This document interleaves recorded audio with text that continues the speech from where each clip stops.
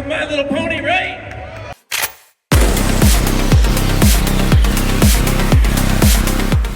We're here for the Avatar, the Last Airbender!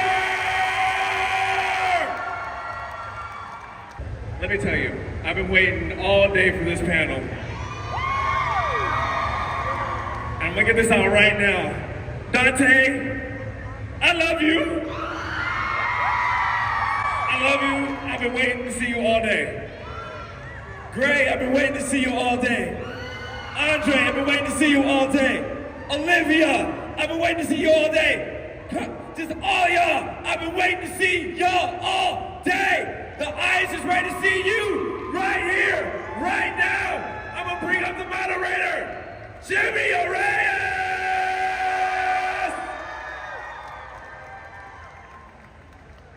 Who's ready?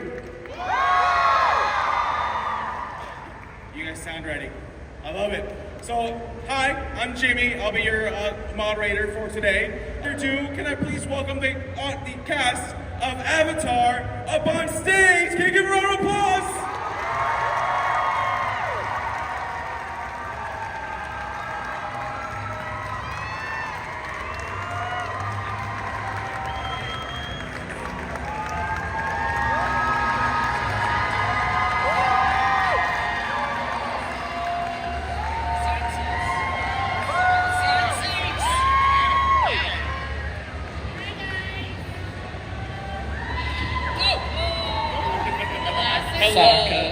Wow, just look at this roster of like talent up here. My own mother thought I was a monster. She was right, of course, but it still hurt. All right, so I'm gonna break my own rule. Just going down the line, can y'all introduce yourselves? Let them know who you are, who you play. Starting with Zach. Hey everybody, I'm Zach Tyler Eisen. I was the voice of Aang. Hello, Zuko here. I'm Dante Bosco. Hello, I'm Jack DeSena. I was the voice of the mean sarcasm guy. Just a guy with a boomerang, Sokka. Hi, I'm Janet Varney. I got to do the voice of Korra in The Legend of Korra, and thank you. I co-host the Avatar podcast, Braving the Elements with Dante Bosco. Hello, I'm Greg Baldwin, and I do an impression of Mako Iwamatsu. Greetings, peasants. It is I, the Fire Lord Azula speaking. I'm Bray Delisle, and I'm a people person. Hello, I am your favorite Kyoshi warrior, Suki, aka Jenny Kwan. My name is Olivia Hack. I voice Ty Lee, and your auras are all very pink. Please tell me you're all here to kill me. I play May. Hello, I'm Andre Surusi, and I am the voice of Lakota, as well as King Boomy, everybody! So did anyone else just get chills from hearing all that live? I love it. So now that we know who you are, it's easy to forget, there's real people behind the voice of these iconic characters, right? So my first question is just how did you get involved in the show in the first place? Whoever wants to go. I mean, we all got involved kind of at the same time, just in the traditional actor process. You audition, you don't really know what the thing is you're auditioning for or how big it's going to be, and yeah, I don't know, right guys? Yeah. The fourth person cast is I believe. There were a few before me that it didn't work out. That's right. That was the most untraditional thing, I guess. But otherwise, yeah, audition process, same thing. There's so many stage moms like shaking their kid after that, like, why didn't you do it better? What did you do? You could have been Aang. Anyway, sorry. Only Azula's mother. But yeah, anyway. That's awesome. So, very quick, I'm just gonna address this Sky Bison in the room. There is a new show coming called Seven Havens, right? We're gonna ask one question about that show, and then I don't want to hear it. All right, we get one because there's these things called NDAs. Non-disclosure agreements, all right? Which means whether or not they're involved in it, they're not allowed to talk about it, okay? So, I'm just gonna ask, plain and simple, if you were to be in the show, what kind of character would you like to play? Firebender. Yeah? Just like a respectful consumer of cabbages. I don't wreck the car, I don't make a mess, I'm here for a nice dish, and I'll walk away politely.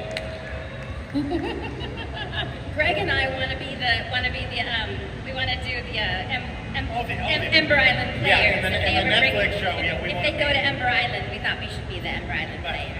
you know, it would be a great idea, but studio executives, you can always They count on them never- to have them wrong. Right? They'll never go with a great idea. No, not gonna happen. I wouldn't mind playing, voicing a villain though. Yeah, Because my villain. rules, you know, villain would be kind of fun. Okay. There we go. That's your 1-7 Havens question. No more. Talk about my father that way. You're a quitter and a loser. Never And you're crazy and need to go down. I'm so excited to address all you guys. So my question is, what type of vendor would you be in real life, and which sub-element would you want to master? Or are you just good with being a non-vendor, like Sokka? It's an honor, it's an honor. He's a boomerang bender. I think Ty Lee is one of the most powerful non-benders because she can take away bending, so it's kind of like up here, blood bending's kind of cool, but I don't know, that's like black magic. I know. Firebending, of course. Some of us don't have to choose, right, Janet? That's right, some of us don't. I'm a truth bender. Clone is get out of the way. It's really about Star Wars. So I was doing very little as possible. And, you know, Fordo on the page was just like, one on the rappers, one on the roof, yes, Commander, no, Commander. But then when I saw the series, I was like, oh my God, he's so badass. But you don't feel it because I was doing so little. I was always very insecure. Am I doing enough? But now, like, the clones are just so iconic and have such an impact. But it's not because of what I'm doing. It's the bigger tableau. So yeah, with what we do, sometimes you don't know until you see the animation. This is an iconic moment, but the lines may not give you that. Thank you. Thank you for the question. Thank you. Andre's over here doing all the heavy lifting. Hello, hello. Hi there. Oh, you can go ahead. Yeah. Yeah. Go ahead. First of all, I just want to say thank you guys so much. I had the pleasure of meeting and speaking with almost all of you on the panel. Can you move the mic a little bit closer? Yep, right there. So I just want to thank you guys for your time and entertaining, my ramblings as I was coming through. I know you guys meet a lot of people, so thank you so much for your time. Absolutely. So I guess my question would be, understanding the way that the original series unfolded, which member of the original gang do you believe's character development was most required to provide Aang with what he needed to defeat Ozai? Give them that. Give them that. Close right there. Are you guys seeing Zuko? I understand it's a loaded question. Yeah. Let's ask Aang. Let's ask Aang. Who do you think, Aang? It was your journey. It's tough because I really want to say Aang himself because he adds to it, but I know that's not what you're asking.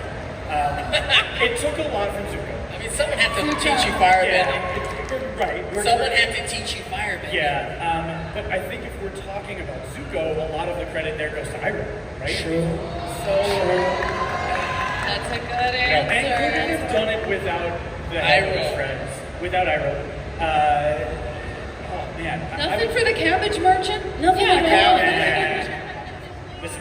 Listen, this goes to you. That's a great question. I had the pleasure of talking to you about your stories that you've created in this universe. If you guys Yeah. get a chance to talk to him, He's come up amazing. with some incredible Avatar-related Thank you lore. so much. Just you guys saying that means the world to me. Just to be another nerd up here and to hear Oh, such we appreciate great it. from what I produced in my. We appreciate your Appreciate passion. you. Thank you so much.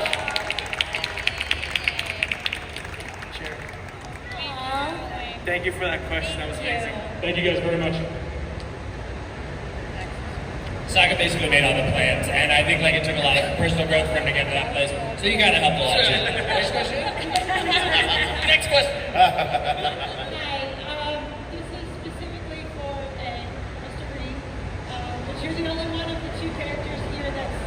microphone a little bit up. I'm wondering when or how long it took you to practice saying Bonzu's full name, and if possible, if you could say it for us. It's not still in there. It's not in there. I will need help. Bonzu, Pippapaddleopodopoulos the third. I know that's wrong, but it's close. Pippin Paddleopsicopolis. No, hello. It's Mr. Pippin Braving the Paddleopsicopolis. elements, my friend. Really channeling the spirit world there. And that there was was a tough one. There was a cosplayer I here. saw. I did an incredible job. I was like, you're the first Mr. Papadopoulos I've seen. No, I had to ask them to say it because I just couldn't do it. But no, again, we've mentioned Andrea Romano many times during this panel, who's our voice director, and credit goes to her for walking me through that. It was not easy. What's funny is when that scene happened, I hadn't actually really done my homework before the session, really, and I think I skipped over the part where you say it outside the gate. So suddenly I show up in the studio, and I actually, fortunately, nailed it on the first take. And I thought, what a weird thing for this guy to say to this kid, like, "Hello, Mr. Pippin Paddleopsicopolis. You know, what do you have to say for yourself?" You know, and so it was very funny. But I thought, well, I guess one of the writers is Greek or something. I didn't know, you know. But yeah, so I had no challenges with that. I want to know how long it took me. Thank you for that. Thank you. Hi, everyone. Hi. You look great. How are you guys doing? Good. How are you? Okay.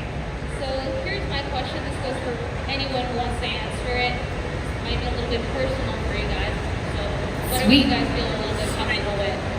So The Last Airbender is well known for its rich story and emotional impact on the part of your guys' great voice acting.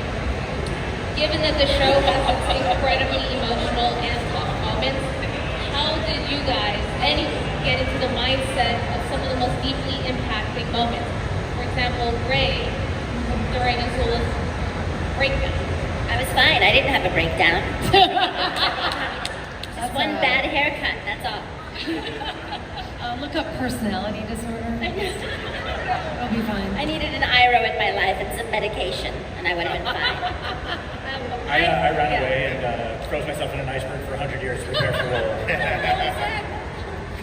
I think we were so lucky because the stories were written so beautifully, and like we've been saying over and over again, the direction that we were given and just how we collaborated or, you know, brought our acting to it. It was We just all recorded together, which makes Yeah, every scene, and when you're acting with another actor, as opposed to acting alone, it flows so much better, and you can connect so much better and really be in the moment of that, for sure. And the way that they wrote these universal things that humans go through, it just made it easier to jump into these deep subjects without having to really do anything more than we needed to do except tell the story.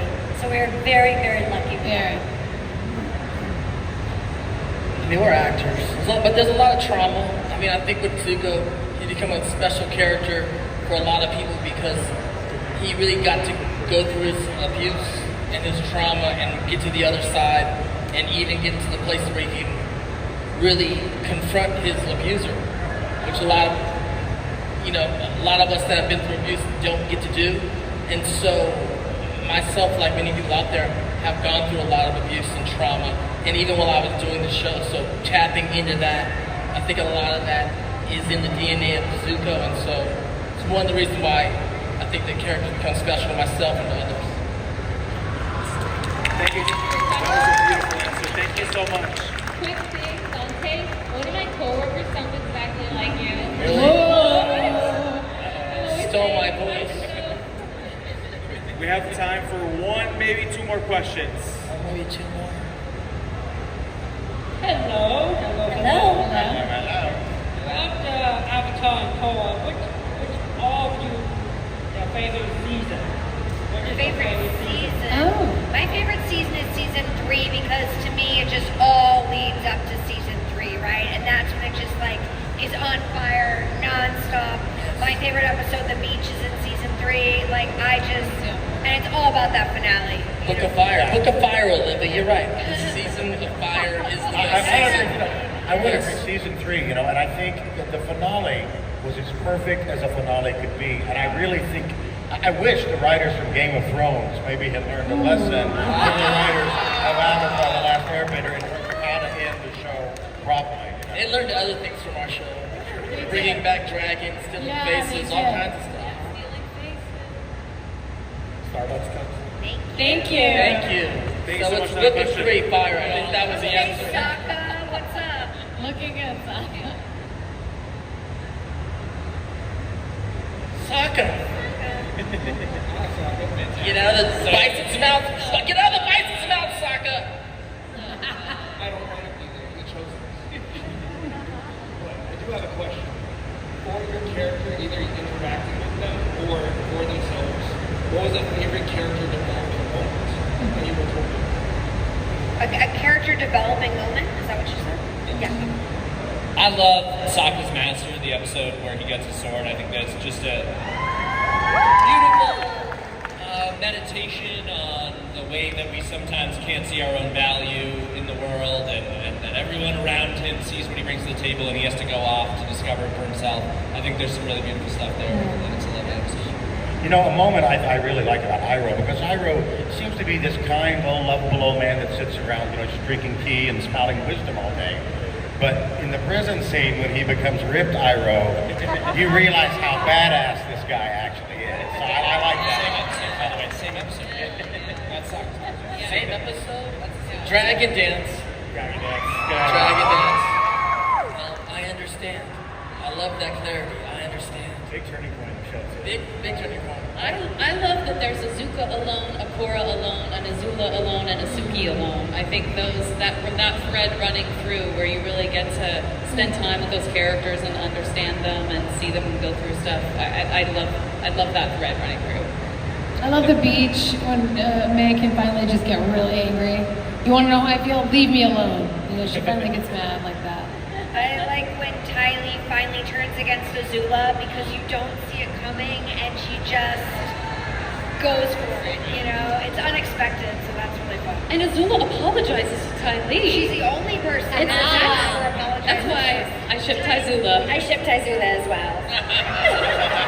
I don't know if it's necessarily my character development because they got to develop, they got to grow and change. I came in as two crazy grown-ups. Well, Hakoda's not so crazy, but so they were kind of already developed who they were. But probably it would be the scene with Hakoda and Katara on board the ship in the rain is a really, really beautiful father-daughter, the kind of sort of life moment that many fathers wish they could have with their daughter and many daughters wish they could have with their father. So the sort of iconic, classic, archetypal moment of that was one of the most beautiful developments in the story that I got to be a part of. But I didn't necessarily change, but the story does, and that's really wonderful.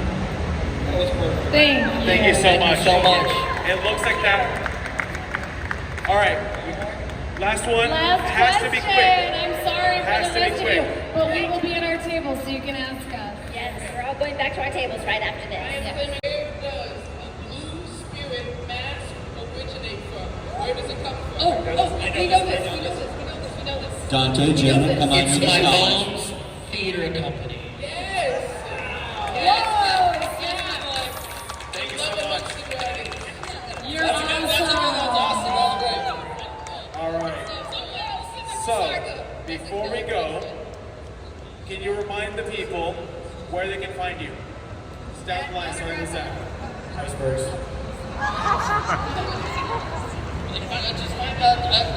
Just online, just Google. I do a lot of sketch comedy on YouTube as Chris and Jack, and our most recent sketch features Janet Varney. They're so brilliant, y'all. They're so Two brilliant. also. Chris and Jack. I'm in that. I'm at the JV Club on Instagram and Janet Varney on TikTok. And listen to Break the Elements with me and Janet. Yeah, please. That's right. We're in Korra now. We're coming back, and we're going to cover every Avatar thing that ever comes out for the rest of our lives. I'm on social media far too much. No one should be on social media ever. But Greg Baldwin, Iroh, you can find me yelling about things. I'm on everything except for the Nazi platform, so everyone should get on that. Starve that bitch out. Sorry.